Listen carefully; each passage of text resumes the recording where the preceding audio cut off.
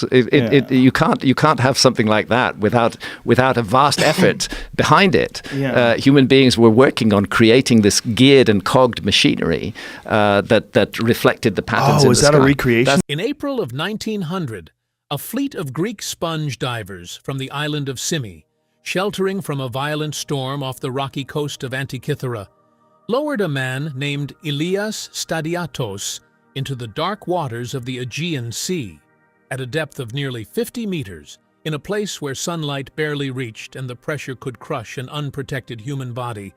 Stadiatos encountered something that seemed impossible. When he returned to the surface, he described a terrifying scene, a landscape filled with what appeared to be corpses and horses scattered across the seabed. The captain initially believed the diver had suffered from nitrogen narcosis, a condition that can distort perception at extreme depths. But Stadiatos was not hallucinating. Beneath the waves was something far more extraordinary: the remains of an ancient shipwreck frozen in time. What he had discovered was a Roman-era cargo vessel that had sunk sometime around 60 BC, while carrying one of the most valuable collections of Greek art ever found beneath the sea. Bronze statues, marble sculptures, luxury objects, and mysterious mechanical fragments had been preserved for more than 2,000 years by the cold, dark waters surrounding the island. The first divers who reached the wreck could never have imagined that among the broken statues and scattered treasures was an object that would eventually challenge everything historians believed about ancient technology. Over the next 2 years, the world's first major underwater archaeological excavation began at the site. The divers worked with primitive helmet and hose equipment, relying on heavy brass diving helmets connected to air pumps on the surface. The technology allowed them to reach depths that had previously been impossible, but it came with enormous risks. The dangers of decompression sickness were not fully understood, and the operation came at a terrible human cost. One diver lost his life, while others suffered permanent paralysis. Yet despite the danger, the expedition recovered an astonishing collection of Hellenistic masterpieces that transformed our understanding of ancient Greek art. Then, in 1902, a discovery almost hidden among the larger treasures changed the entire story. Inside a storage crate at the National Archaeological Museum in Athens sat a corroded bronze fragment that appeared insignificant compared with the statues surrounding it. But archaeologist Valerios Stais noticed something unusual. Inside the damaged metal were traces of precisely arranged gears. What seemed like a piece of ancient debris was actually a sophisticated mechanical instrument, unlike anything previously known from the ancient world. That object became known as the Antikythera Mechanism. For more than a century, the mechanism remained one of archaeology's greatest mysteries. Researchers eventually determined that it was an ancient astronomical calculator, a device capable of tracking celestial cycles, predicting eclipses, and modeling the movements of the sun and moon. But for some researchers and alternative history writers, including Graham Hancock, the discovery represented something much larger. Hancock has often pointed to the Antikythera Mechanism as an example of a forgotten chapter in human history, a device that suggests ancient societies may have possessed levels of scientific understanding far beyond what traditional narratives once assumed. According to Hancock's interpretation, the discovery raises a fundamental question. If engineers more than 2,000 years ago could create a machine capable of calculating complex astronomical movements, what other knowledge might have existed in the ancient world that has disappeared from history? The artifact that Hancock discusses is the Antikythera Mechanism, discovered in 1902 from the Antikythera Shipwreck located near Point Glyphadia, off the northeastern coast of Antikythera Island, Greece, after the original discovery of the wreck in April 1900. The instrument itself was not found as a complete machine, but as several heavily corroded bronze fragments recovered from the seabed. It was only after decades of scientific investigation that researchers began reconstructing its purpose. In Hancock's view, the importance of the Antikythera mechanism is not only the machine itself, but what it represents, a possibility that ancient technological achievements may have been more advanced, more widespread, and more complex than previously believed. He compares discoveries like this to clues left behind by civilizations whose full knowledge systems may have been lost through wars, disasters, cultural collapse, or the simple passage of time. Mainstream archaeology, however, interprets the mechanism through the evidence available from the ancient Greek world. Researchers believe it was created sometime between the 2nd and 1st centuries BC, most likely within a Greek scientific tradition influenced by astronomers and mathematicians such as Hipparchus. Rather than evidence of a lost advanced civilization, scholars generally view it as the peak achievement of ancient Greek mechanical engineering. But the mystery surrounding the device remains because of one undeniable fact. A machine of extraordinary complexity had been sitting unnoticed inside a shipwreck for years before anyone understood its significance. And the story of the Antikythera wreck did not end with the mechanism. In May and June of 2024, a joint Greek and Swiss research team, led by the University of Geneva and the Greek Ministry of Culture, returned to the wreck site using some of the most advanced underwater archaeological technology ever deployed. This time, they were not limited by the dangers that had controlled the original expedition. They were using the exosuit, a 530-pound atmospheric diving system developed by engineer Phil Neuton and his company, Neutco Research. Unlike traditional diving equipment, the exosuit maintains normal atmospheric pressure around the diver, allowing researchers to operate at extreme depths for extended periods without suffering the same risks of nitrogen absorption and decompression sickness. For the first time in 124 years, archaeologists could approach the Antikythera wreck almost like an underwater excavation site on land. They could spend hours carefully documenting the seabed, moving artifacts, examining structures, and searching areas that earlier divers could never safely explore. What they discovered has only been partially revealed. Researchers confirmed that the wreck was much larger than previously believed. A second debris field was identified away from the main wreck site. Additional bronze fragments, possibly belonging to unknown statues, were recovered. Other objects brought to the surface were described by researchers as requiring further analysis to determine their exact purpose and significance. This careful language has created renewed interest among historians, archaeologists, and mystery researchers alike. Because the central question remains, was the Antikythera mechanism a unique creation, or was it only one surviving example of a much larger technological tradition? To understand why this possibility matters, we first have to understand the ship itself. The vessel that sank near Antikythera, around 60 BC, was not an ordinary merchant ship. It was one of the largest cargo vessels of its era, traveling through one of the most dangerous maritime routes of the ancient Mediterranean. The island of Antikythera sits between Crete and the Greek mainland, along a route connecting the eastern Mediterranean with Rome. The waters around the island are deep, the currents are unpredictable, and the coastline offers little protection during storms. In the ancient world, this region was a dangerous passage where ships could disappear without a trace. The ship that sank near Point Glyphadia was likely between 40 and 50 meters long, placing it among the largest known merchant vessels of the Roman era.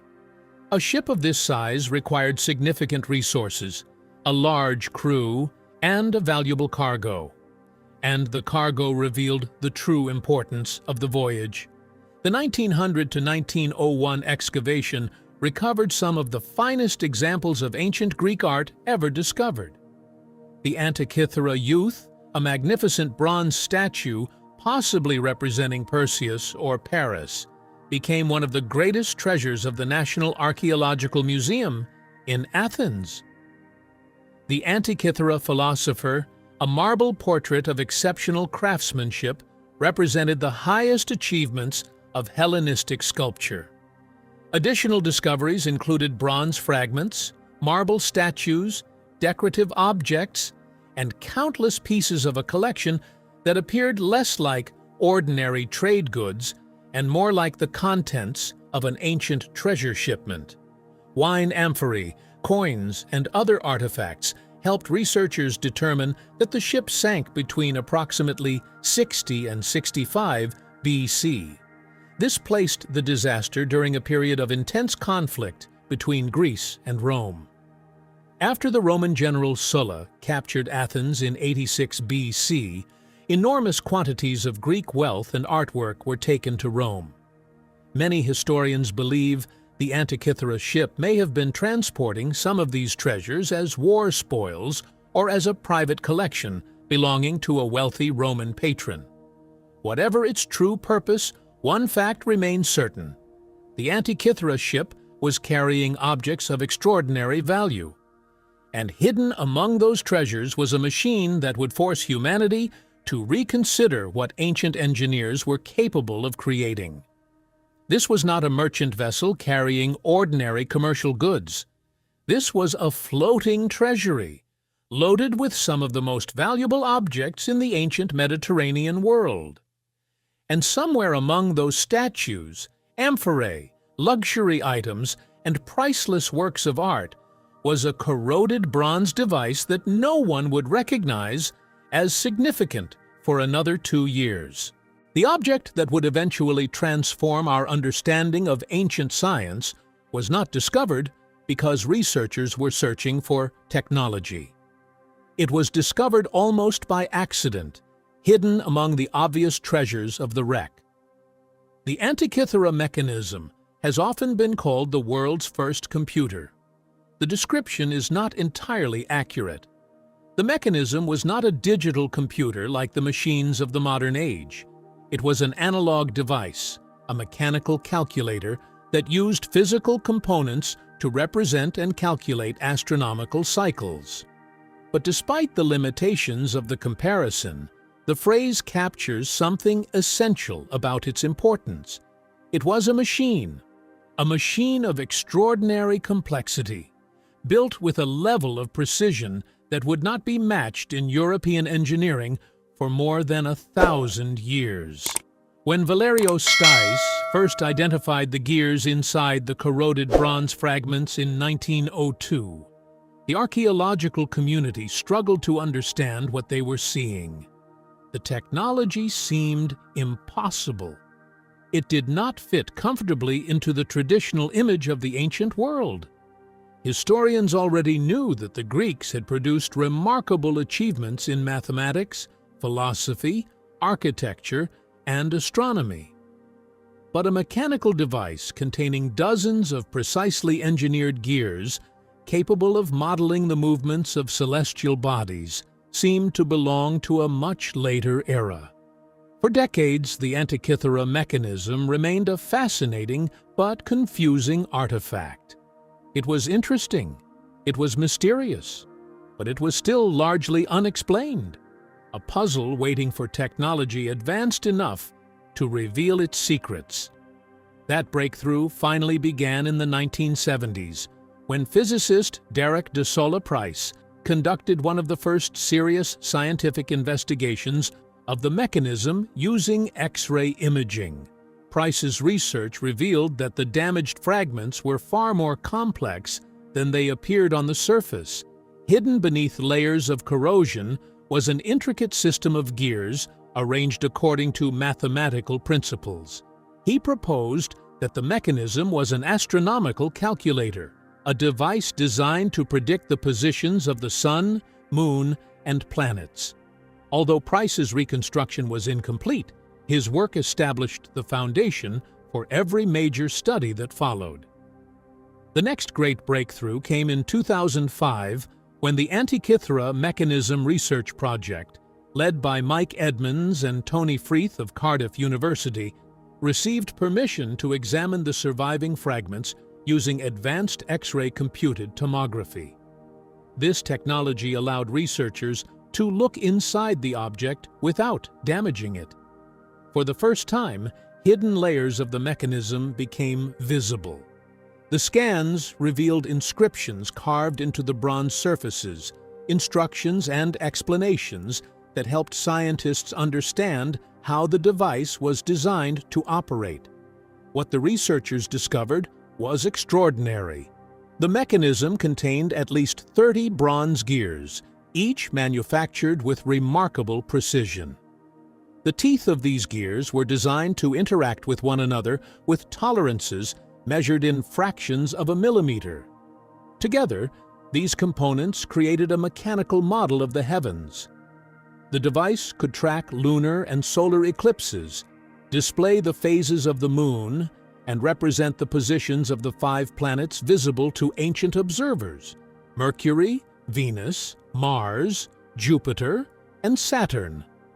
One of the most remarkable features was a special pin-and-slot mechanism that reproduced the changing speed of the moon's movement across the sky. This represented the phenomenon known as the lunar anomaly, caused by the moon's elliptical orbit around Earth. The sophistication of this design was astonishing. A mathematical understanding of these irregular orbital movements would not be formally described in Europe until Johannes Kepler developed his laws of planetary motion in the 17th century AD. The ancient Greeks had created a mechanical representation of this concept more than 1,700 years before Kepler was born. In 2021, Tony Freeth published further research in Scientific Reports, presenting a detailed reconstruction of the mechanism's front display, the section that would have shown users the current position of the heavens. The reconstruction suggested that the complete device may have required more than 60 gears working together, creating one of the most sophisticated mechanical systems of the ancient world. By any reasonable measurement, the Antikythera Mechanism remains the most advanced piece of technology ever recovered from classical antiquity. And for 124 years, historians believed it was completely unique. But the discovery of the mechanism was only one chapter of the Antikythera story. The original 1900 to 1901 excavation that recovered it was one of the most dangerous archaeological operations ever attempted. The Greek sponge divers who entered the wreck site worked between 45 and 60 meters below the surface, using heavy brass helmets connected to air pumps above them. The equipment allowed them to reach depths that few humans had ever explored, but it offered little protection against the dangers of deep diving. At these pressures, nitrogen begins dissolving into the bloodstream. If a diver rises too quickly, the dissolved nitrogen forms dangerous bubbles inside the body, causing a condition known as decompression sickness, or the bends. These bubbles can block blood vessels, damage organs, cause paralysis, and even result in death. The divers of 1900 had no modern understanding of decompression science. They entered dangerous depths with limited knowledge of the risks. During the 2 years of recovery operations, one diver died, while 2 others suffered permanent paralysis. Eventually, the captain of the expedition, Dimitrios Kondos, made the difficult decision to stop the operation. The wreck still contained unknown treasures, everyone understood that, but no amount of ancient wealth was worth sacrificing more lives. For the next half-century, the Antikythera wreck remained largely untouched. In 1953 and again in 1976, legendary French explorer Jacques Cousteau visited the site with his diving team. They recovered additional artifacts, including coins that helped refine the timeline of the shipwreck. But Cousteau's expeditions were primarily exploratory rather than archaeological. The dives were limited, the documentation was incomplete, and the wreck continued to hold secrets beneath the seabed. For decades, the Antikythera wreck waited. Then, in 2012, a new era of exploration began. The modern era of Antikythera archaeology began in 2012, when the Return to Antikythera project brought together the Hellenic Ministry of Culture and the Woods Hole Oceanographic Institution under the leadership of underwater archaeologist Brendan Foley. For the first time since the original discovery more than a century earlier, researchers returned to the wreck with technology that belonged to a completely different age. The first divers had entered the site with basic equipment, limited visibility, and almost no ability to document what they were seeing. The new expedition approached the wreck as a scientific investigation rather than a treasure recovery mission. The team brought 21st century technology to a site that had originally been explored using 19th century methods. Advanced diving systems, underwater robots, high-resolution imaging tools, and precision mapping equipment were used to create the most detailed survey of the wreck ever attempted. For the first time, archaeologists were not simply collecting objects from the seabed. They were reconstructing the story of the ship itself, and what they discovered changed the understanding of the wreck. The debris field was far larger than anyone had expected. Artifacts were not concentrated in one location, as earlier explorers had assumed. Instead, they were scattered across a wide underwater landscape, suggesting that the ship had broken apart violently as it sank. The cargo had been thrown across the seabed, separated by currents, waves, and the impact of the disaster itself. The original divers had not recovered an entire shipwreck. They had recovered only the pieces they happened to find. The new surveys revealed that countless artifacts remained hidden beneath layers of sediment, waiting for modern technology to locate them. Between 2012 and 2014, the expedition recovered bronze fragments, marble pieces, and other objects that had escaped the attention of the original excavation team. Each discovery added another piece to the puzzle. The evidence suggested that the famous discoveries of 1900 and 1901 represented only a small portion of what the Antikythera ship had carried. But the most dramatic advancement came in 2014, when researchers introduced a piece of technology that changed the future of underwater archaeology. For the first time at an archaeological site, the team deployed the exosuit. Designed by engineer Phil Noeton of Noetco Research, the exosuit was unlike any diving system used before. It was essentially a wearable submarine, a 530-pound articulated metal suit that maintained normal atmospheric pressure around the diver while allowing them to operate at extreme depths. The difference was revolutionary. Traditional deep-sea divers must carefully manage the effects of pressure on their bodies. Nitrogen absorbed into the bloodstream during deep dives can become deadly if a diver rises too quickly, causing decompression sickness, paralysis, or death. But a diver inside the exosuit does not experience the same nitrogen absorption. The suit allows researchers to work at depths of up to 300 meters for extended periods and return to the surface without the long decompression procedures required by conventional diving.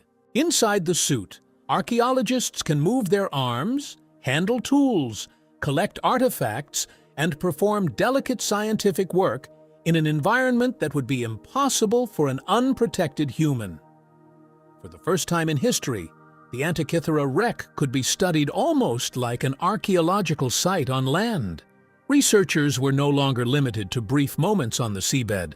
They could spend hours carefully documenting the remains, examining structures, and recovering objects with the precision expected from modern archaeology. Then came the discoveries that proved the wreck still had major secrets left to reveal. The 2022 excavation season produced one of the most significant finds since the original recovery operation. Hidden among the debris was a marble head, approximately life-sized. After analysis, Researchers identified it as a representation of Hercules, the legendary Greek hero famous for his 12 labors.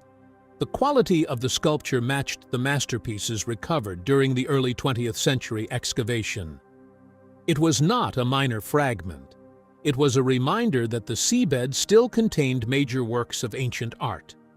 The discovery confirmed what modern surveys had already suggested. The 1900 divers had not emptied the wreck. They had only uncovered the surface of a much larger archaeological site. But the 2022 season revealed another discovery that changed the emotional story of Antikythera. Alongside statues and artifacts, researchers recovered something far more personal: human remains. Teeth and bone fragments were recovered from the wreck, providing the first opportunity to study the biological remains of people who had actually been aboard the ship. For more than 2,000 years, their identities had remained unknown. These were not the marble figures that Elias Stadiatos